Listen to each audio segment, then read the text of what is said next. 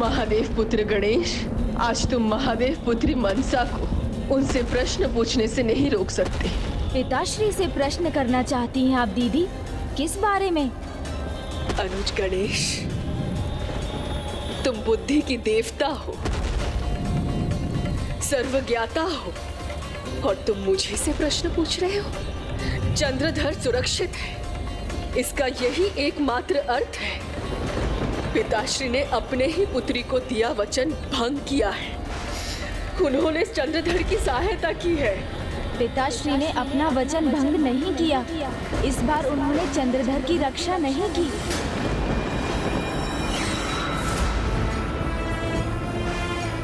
पिताश्री ने चंद्रधर की सहायता नहीं की है? ये तुम क्या कह रहे हो अनुज गणेश? यही दीदी कि इस बार पिताश्री चंद्रधर के सहायक नहीं बने। तो कौन है वो? कौन है जो मुझे देवी पद पर नहीं देखना चाहता? बताओ अनुज गणेश, ऐसे मौन न रहो।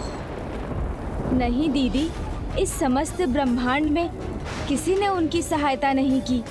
ना पिताश्री ने, ना त्रिदेवों ने, ना त्रिदेवियों ने।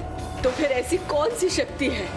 ऐसी कौन सी शक्ति है जो मुझे रोकने का प्रयास कर रही है? चंद्रधर के पुण्य ने। देखिए ना दीदी, आपके क्रोध से वातावरण जिस प्रकार प्रभावित हुआ है, उसी प्रकार चंद्रधर के पुण्य के प्रभाव से उन्होंने आपकी बनाई बाधा पार की है।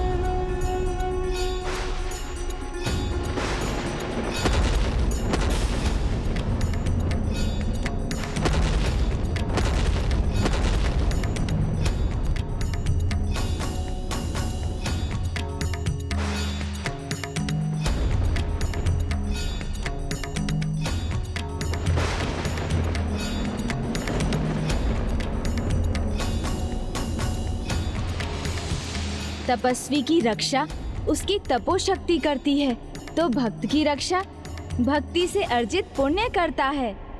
तब तो मैं उसे कभी अपना भक्त नहीं बना पाऊंगी।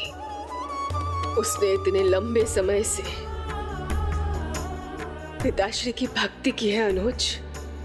उसकी भक्ति पर दोष आने पर भी उसके पुण्य कभी नहीं चुकेंगे। तो फिर पिताश्री की शर्त निरर्थक है अनुज, क्योंकि मैं कुछ भी कर लूं, उसके पुण्य उसकी सदा रक्षा करेंगे। नहीं दीदी, पुण्य अपने अच्छे कर्मों से बार बार अर्जित करना पड़ता है। इसीलिए जब तक चंद्रधर अच्छे कर्म कर रहे हैं, तब तक ही उन्हें पुण्य का फल मिलेगा। परंतु कभी ना कभी उनके पुण्य अवश्य चुक जाएंगे। आपको बस ये जानना है कि अभी उनके कितने पुण्यों का प्रभाव शेष है। जब उनके पुण्य शेष नहीं रहेंगे, तब वो आपके प्रभाव से भी सुरक्षित नहीं रहेंगे। किंतु अनुज गणेश, ये मुझे कैसे ज्ञात होगा कि उसके कितने पुण्य शेष है?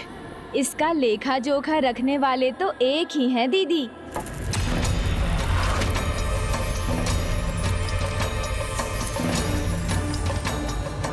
कौन गणेश? किसके पास है ये कर्मों का लेखा जोखा?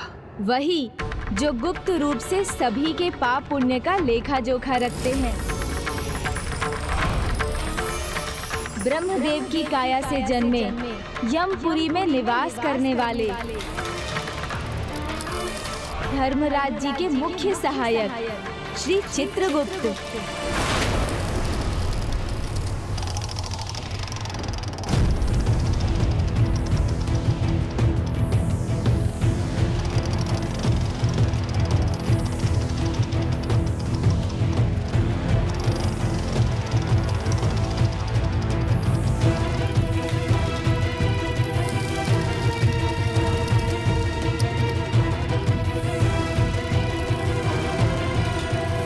दिखाओ इनके कर्मों का बही खाता।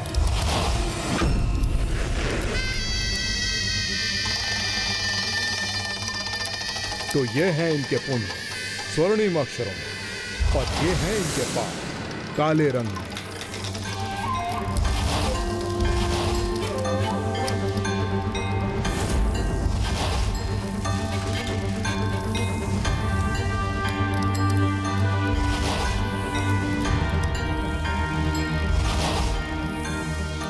ये तीनों भिन्न नरकों के योग्य हैं। नरक क्यों प्रभु? मैंने तो कोई पाप ही नहीं किया है, अभी तो सदैव दान धर्म किया है। हाँ प्रभु, मैं भी नर्क योग्य नहीं। मैं भी नहीं। मैं तो वैद्य था, अनेकों जीवन बचाए मैंने। मैं तो पुजारिन थी, मेरा सारा जीवन पूजा पाठ में ही बीता है। इस चक्र का काला धागा रात्रि का प्रतीक है और इस चक्र का उजला धागा दिन का प्रतीक है। और ये चक्र निरंतर चलते रहते हैं, जिससे जीवन के हर प्रहर का कर्म मेरी बही में अंकित हो जाता है। मनुष्य का पुण्य या पाप इस जन्म का हो या पूर्व जन्म का, मुझे सभी कुछ ज्ञात है।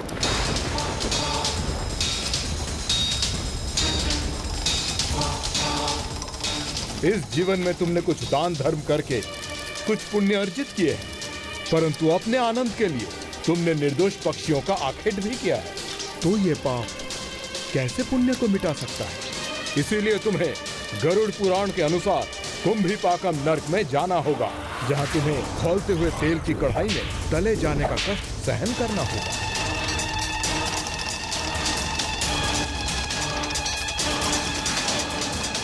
वैद्य थे तुमने उपचार अवश्य किए हैं, परंतु तुम्हारे आचरण में सदाचार नहीं था। परस्त्री पर तुम्हारी कुदृष्टि थी, इसीलिए तुम्हें गरुड़ पुराण के अनुसार सलमली नर्क में जाना होगा, जहां तुम्हें तपती हुई गदा के वार को सहन करना होगा। मैं तो भक्त आत्मा हूँ श्री चित्रगुप्त जी महाराज, सदा प्रभु की सेवा में ही रही। अवश्य, प्रभु की सेवा से बढ़कर है माता पिता की सेवा, और सास ससुर वो भी तो माता पिता के समान होते हैं। तुमने तो उन्हें सेवा से दूर बल्कि भोजन से भी वंचित रखा, उनका तिरस्कार किया, उन्हें तड़पाया। इसीलिए तुम जैसी पापी जातक के लिए एक ही स्थान निश्चित है, और वो है काल सूत्रम नर्क, जहां का ताप तुम्हें तड़पने के लिए विवश करेगा। और मैं चित्रगुप्त जी महाराज, मेरे लिए क्या निर्धारित किया है आपने? मैं किस योग्य हूँ?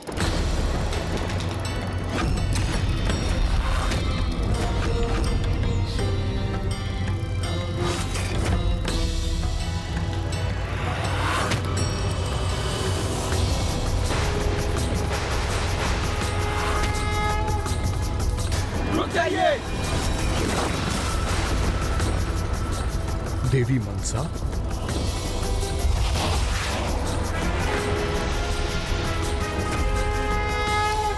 मेरे सभी कर्मों का वही खाता तो आपके पास है चित्रगुप्त जी।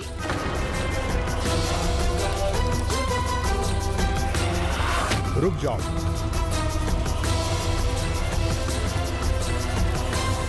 तो बताइए मुझे, मैं किसके योग्य हूँ?